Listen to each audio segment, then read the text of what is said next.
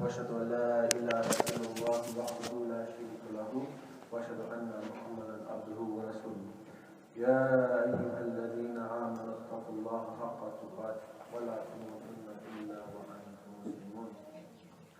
All praise and thanks is due to Allah, and I bear witness that none is worthy of worship but Him, and that Muhammad ﷺ is His last prophet and messenger. May the peace and the blessings of Allah be upon him, his family, his companions, and those who follow his path until the day of judgment. Allah says in Surah Imran, O you who believe, fear Allah as He should be feared, and do not die except as Muslims. And Abu Hurairah narrated that Muhammad ﷺ said, all of my ummah will enter Al-Jannah except those who refuse. And the Sahabas had asked him who would refuse such an offering. He said, those who obey me will enter Jannah, and those who disobey me will be those who refuse. When Allah speaks about the enjoyment of this world and what's more beloved to an individual, He says in Surah Al-Kahf, wealth and children are but adornments of this worldly life. And in another ayah, Allah says in Surah Al-Isra, and your Lord has decreed that you not worship except Him, and to parents do good deeds. Whether one or both of them reach old age, while with you, say not to them as much as both. And do not repel to them, but speak to them noble words. And from these two ayahs, I want to take 2 points. The children in Surah Al-Kahf, and the parents in Surah Al-Isra. And that is the khutbah for today.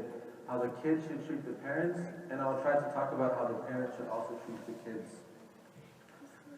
So when Allah speaks about the parents, He speaks about the honor and dignity and the status of a parent.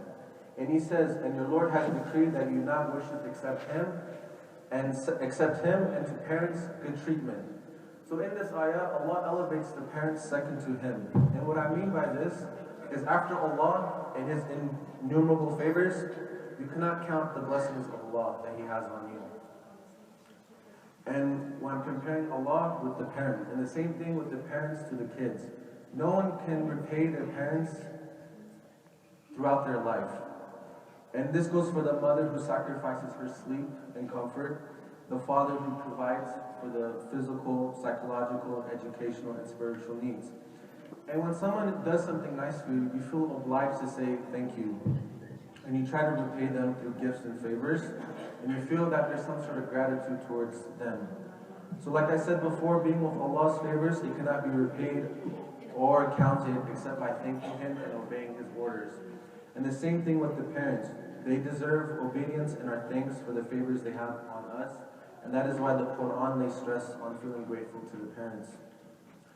And a man came to Muhammad ﷺ and says, what is the most beloved deed to Allah? He says, making your prayers on time.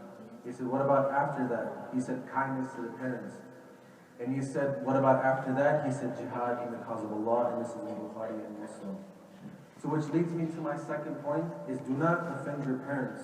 Allah says, whether one or both of them reaches old age, while you not say to them as much as both, and speak to them kind and noble words. So this is basically the basics. Do not be harsh with them, speak kind to them, speak softly, avoid harsh words or harsh tones, give them company when they're lonely, and be there with them for their caring needs as they get older physically and psychologically. And that Allah may bless them and have mercy on them. The only time one person or an individual may disobey his parents is when they tell you to go against the commands of Allah. And in another hadith, Muhammad ﷺ, a man came to him and said he wanted to go out in jihad. And he asked the man, is your parents alive? He said, yes. He said, go serve them, for this is jihad. And this leads me to point number 3. And Allah says, and lower to them the wing of humility out of mercy, and say, my Lord, have mercy upon them as they brought me up when I was small. As I stated before, there's no way that we can repay our parents for what they've done for us throughout our life. You think from when you're in the womb to when you're born, through growing up, there's no way you can repay your parents. And an incident happened with Abdullah ibn Omar. He saw a Yemeni man making tawaf around the Kaaba, and he was carrying his mother. And he saw that Abdullah ibn Omar was watching him. So after he had finished his tawaf, he went up to him and he said, oh, Ibn Omar, I am like a tame camel for my mom. Do you think I have repaid her? And Abdullah ibn Umar looked at him and said, not even for one contraction that she goes through when she's giving birth. And that is this is the significance that a parent plays throughout a child's life. So with that being said, the same thing applies for the children as well. My parents in general, I want you to know that your kids are a blessing to you. And to know that Allah has blessed you with something that He hasn't given anyone else. Because I personally know people who cannot have kids. So I say this with deep emphasis, is never ever compare your kids to other kids. And I know a lot of us have this bad habit of doing so. Even I do it at times with my brothers and with myself. And remember that the gift of Allah gave you the gift of life through your boy and girl, through your daughter or your son. And as I mentioned in point number 2, is not offending the parents. Again, the same rule goes to the kids as well. So my question to you is, what benefit does it do when you compare your child to another kid? It makes things worse, to be honest with you. It honestly makes you feel not worthless, but it just makes you question why your parents are saying such things like this. And the worst thing you can do to an individual, especially your kids, is compare them to others. And I promise you this, whether people that they go to school with are already doubting them. Their friends are already doubting them. People that they know and anyone they may know are already doubting them. So hearing it from you, it just makes matters worse. They look at this as to why my parents do something like this, and it shows ungratefulness from the parents to the kids. So my major take home here is, please do not compare your kids to others.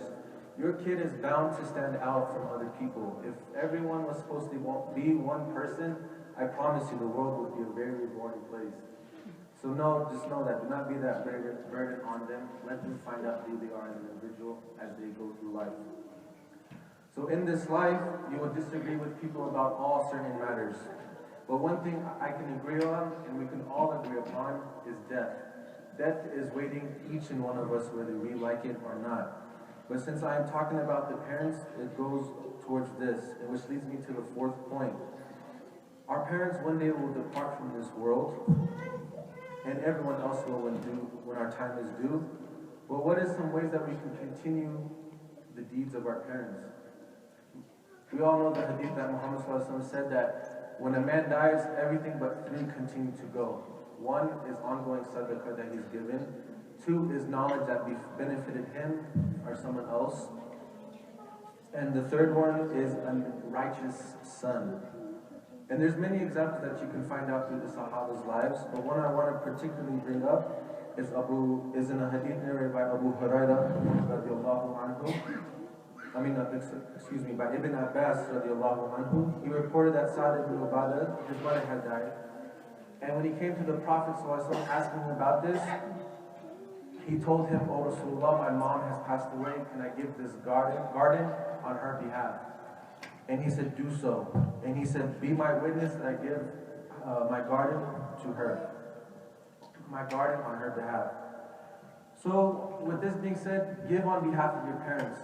Start a well, start a foundation. Go to Hajj on their behalf if they haven't. Pass down knowledge that you've learned from them, because honestly, on the Day of Judgment, not one of us will give a hasanah to their own mothers or their fathers. So the best time now to continue knowledge for those parents who have passed away is do stuff like this. Start a foundation, start a well, like I have mentioned before. Keep ongoing sadaqah going. Donate on their behalf, because in the grave they need it more than ever. So my question is who are we leaving behind? Although most of the people I know have family members, but my main question is, are we leaving behind someone who's on haqq? My question is, am I leaving someone behind who will make dua for us after I'm gone? Or am I leaving someone behind who's going to argue about who gets what part of my wealth? And a story I would like to give is a man had argued with his mother. And every one of us have probably had arguments with our parents. And he said some things to his mom which he shouldn't have said, and he left the house angry. Around the Isha time, my brother got a call, and it's from the brother. He said that his mother had just passed away a couple hours after the incident. And of all the things he had said, he said, "I wish I would have told my mom, I love you." Out of all the things he would have said, "I wish I would have told my mom, I love you." So now when I ask you, can you imagine the guilt that this guy goes through every day, the incident that's replaying in his head? I wish I would have done this. I wish I could have done that. If I could, I should, I would. Are we amongst the category of this guy? Some of us have parents in different parts of the world that we may not speak to on an individual basis, which is fine, I understand. But my brothers and sisters, if you have parents who are just down the street from the masjid or down the street from your house, and you're not talking to them or not visiting them, it blows my imagination away. And these are adults I am talking about. I'm not talking about 7 or 8-year-old kids. I'm talking about grown men and women who do not talk to their parents. And for that on you, I say shame on you. Shame on you for letting your ego and that little thing you call strength get in between you and them, thinking you don't need to do something like this. When you yourself, at a point in life, couldn't even spoon feed yourself. You want to be humble about this incident? Think about when you couldn't spoon feed yourself. Who was spoon feeding you? It's either your mom or your dad. And this goes for those who have put their parents or have parents in nursery homes. And I was thinking about this throughout the week while I was preparing for this Khutbah. I think one of the worst things you can do to your parents, and one of them is put your parents in a nursery home. You don't know the amount of thinking that goes through their mind. This strips them of their dignity and their honor. And the parents growing up, and these are people I know that have parents in nursing home, never have I heard their parents say, Wallahi, this baby's crying too much, I can't take care of him, let's give him to someone else. No, they stuck through it. It's called discipline. Islam teaches you discipline. And Muhammad said, and he was with the Sahabas, and the Sahabas had heard him say Ameen, not once, not twice, but 3 times. And they asked him, why did you say Ameen? No one was making dua. He said, Jibreel alayhi salam was making dua. What was his dua? His dua was he is a loser. He is a loser. He is a loser. The person whose parents, one or both of them, who reach old age and does not obtain Jannah.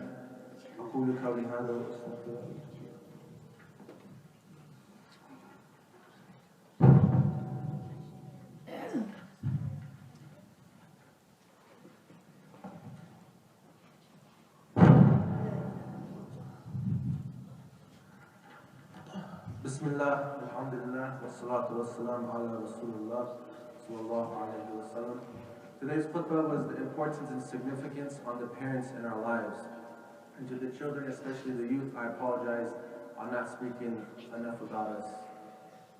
And something I want to bring up is, as a child, at the age of around 0 to 6, or 1 to 6 years old, we are very dependent on the mothers. And I've seen this because Alhamdulillah, I've had 2 brothers growing up in front of my eyes. So we're very dependent on our mom and dad, everything. Mom, I want this. Mom, I want juice. Mom, I want that. And around the age of 7 to 12 is when the child isn't so dependent on his mother, except for the basic needs. You see him starting to go outside by himself. He's starting to see get juice or crackers or food, and he starts feeding himself. And it isn't around the age of 12 to 18 is when friends are found and the parents aren't as much involved in their lives. But I will tell you this, the only time the parents are needed is when the kid needs money. And 18 and above is when we feel independent, where we should be doing things on our own before we go to our parents or anyone else to ask for. And to my parents, that is the cycle of life. And something I want to mention is, no matter how old you are, what your age is, you're always going to be a baby in the eyes of your mother. But I advise the mothers to let your child grow, and we are our own self. And what I said is coming from a very famous hadith of Muhammad sallallahu alaihi wasallam, where he said from 0 to 7, discipline play with your children. 8 to 13, discipline them, teach them salah, teach them etiquette. And from 14 and up, be their friends. And all 3 of these are very good points. I want to talk about the 3rd point, is being their friends. This is the age from 14 and up is where we as a human being start to think for ourselves. We start to think for ourselves. This is why Muhammad sallallahu alaihi wasallam said, be their friend. He's still your child, but he is his own individual. I mean, how many of us can honestly say that my son is my best friend, or the son saying my dad is my best friend? It's very rare that we find something like this. But I'm not taking away anything from the bonding that you guys have with your children, or bonds any activities you guys do with them. But I'm just referring to what the hadith is mentioning. And through these stages, we go through a lot. We go through puberty, we have school, we have friends, and during these times, it's very important to who we consider as friends. And a lot of you guys heard Sheikh Jalali say this, and say this about the youth, that the elderly will never understand what we go through. And now you guys will hear this from me, from the parents and the elders who do not go to school here in America. I honestly believe you guys will never understand not the fitna, but what we go through on a daily basis. The things we see, the environment we are in, and so on and so forth. Don't get me wrong, I went to school here too. I went to school in Thorn High School. But sometimes when I see certain Muslims or people commit certain acts, I understand why they do it. I see certain people that I know that drink, that smoke, that commit zina, and I understand why they do it, because they don't have that supporting group of friends or the Muslims there to tell them, no, you're better than this. And the first thing that gets pointed at is what? Who is their friends? And after you tell the parents or whoever it is, the type of person they are and the type of people they hang out with, they're going to be like, this is why he's acting like this. Look at his friends. And I stress to my parents to be your child's friends and keep them around good company. Talk to them nicely and do not be so rough on them. The world is already against them. So do not push them further away. For those who are not in contact with their parents or going through some rough patches, my message to you guys is this is the time to go back, to patch up those relationships. It can be in general with anyone. It could be with a friend or with a brother, but first and foremost is with your mom and dad, with your parents. Do not let your ego stop you from saying, I'm sorry. This is honestly what stopped Shaitan from being forgiven. He let his head get so big, so do not be the same. Say to your parents and to the parents of the kids, it goes both ways, not one way, that I'm sorry. Do not tell yourself that I'm not going to say sorry because I shouldn't have to, because I think they should first. Just know that this is lack of faith and weakness in yourself. And Hamza ibn Muttalib was a father figure to Muhammad sallallahu alaihi wasallam. And when he was killed in the battle of Uhud, Washia came and accepted his Islam, and Muhammad forgave him. So clear your heart of any bad, because neither you nor I are promised tomorrow. My parents, especially the fathers, spend time with your kids. This is the time now before they get older. And just want to look at time. Time is just ticking away. A lot of people say, it was just the other day that my son was 2. MashAllah, now he's 6. Where is this time going? And yes, we all know that you're tired. I know a lot of people, they work from 9 to 6, or they work from 12 a.m. to 10 a.m. And just mere 15 minutes a day is all I'm asking from you guys to spend with your kids. And watch there be a significant impact on it. Last, to my parents, we all want what's good for our kids, no matter what the kind of person they are and who they are. And I've been teaching at the Sunday school for the last 3 years. And Alhamdulillah, we have parents who bring their kids to the school, which is good. But my one question to you guys, and anyone who's amongst this category, is why is it during the time of Salah, you guys are in the car? To be honest, this is what is confusing the child. Here you tell them to study about Islam, learn about Deen, but when it comes down to it, and it comes to Salah, you guys are in the car waiting. I don't know how to really elaborate on this, but alhamdulillah, most of you guys know what I'm talking about. And my brothers, and my parents especially, if you do not care about yourself, at least care for your kids' sake. And remember, this goes for everyone, not just the parents. Your actions speak louder than words. And if you want your kids to be the ideal Muslim, start by leading them. Start by being one. And I want people to know that there's no way in shape or form that I am the perfect child. I'm like one of you guys who has his same struggle with his mom and dad. Matter of fact, coming to Jummah, I was arguing with my mom about the topic. I asked her if she could iron my shirt. So there are times where I get mad at my parents, I get upset with them. So no, I'm no different from anyone else. But the key thing is, when this matters happen, is to move on. And I want to say something on behalf of the mothers and fathers first. And just a small description. To my fathers. If anyone that gets overlooked in this house, it is the dad. And a lot of the sisters downstairs may be saying, but we keep our own, we're keeping up with the husbands too. That is true, but in most cases, and where I've grown up with family and friends and relatives, I've seen the women just complain to the husband as soon as they get home. So I put the father first. SubhanAllah, there's people that I know that they can't find next month's rent, but through the help from Allah, they managed to find money to pay for rent. Excuse me, let me say that again. I know a couple of people who are struggling to pay rent, but alhamdulillah, with the will of Allah and His help, they managed to pay rent. They can't find food on the table. So my message to the fathers is none can replace you guys. You guys put your needs before your family. You put your family's needs before yourselves. Anything that needs to get done, you make sure that they have it first before you do yourself. And to that, and to my fathers and my father, I say thank you. Last but not least is the mother. And when I was writing this khutbah, I had more things to say about the mother than I did about the father. It's because growing up, I was the type of person to go to my mom first to ask for something before I did to my dad.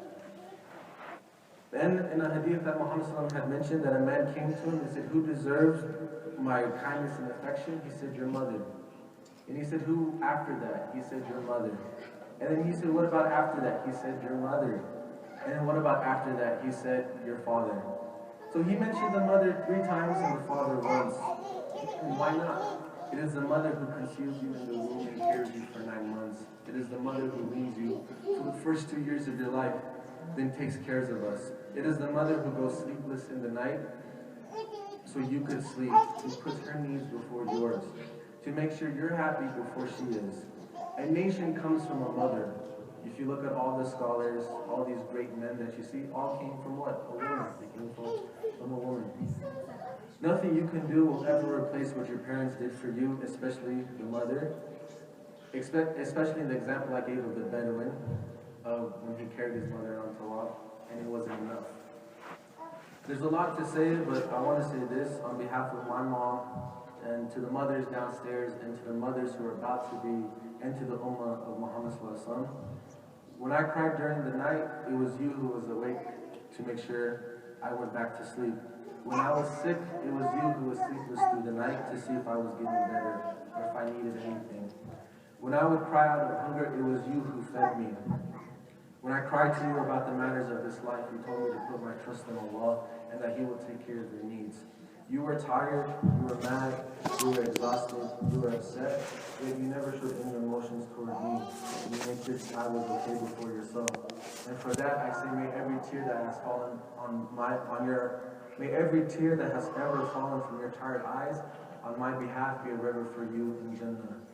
And for those whose parents have passed away, may Allah make them amongst the pious and grant them a place in Jannah. And those of us whose parents are still around, may Allah grant them health and accept their deeds and soften their hearts, and to forgive us for our wrongdoings towards them.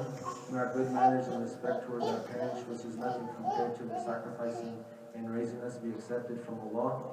May Allah shower His mercy upon both our parents in this world and in the hereafter. Any good that you heard from me was from Allah, and anything that you benefited, any good that you heard from me was from Allah, and any mistakes or things you did not like were on my behalf. And I do want to apologize in advance. I wasn't well prepared for this. ربنا آتنا في الدنيا حسنة وفي الآخرة حسنة وقنا عذاب النار.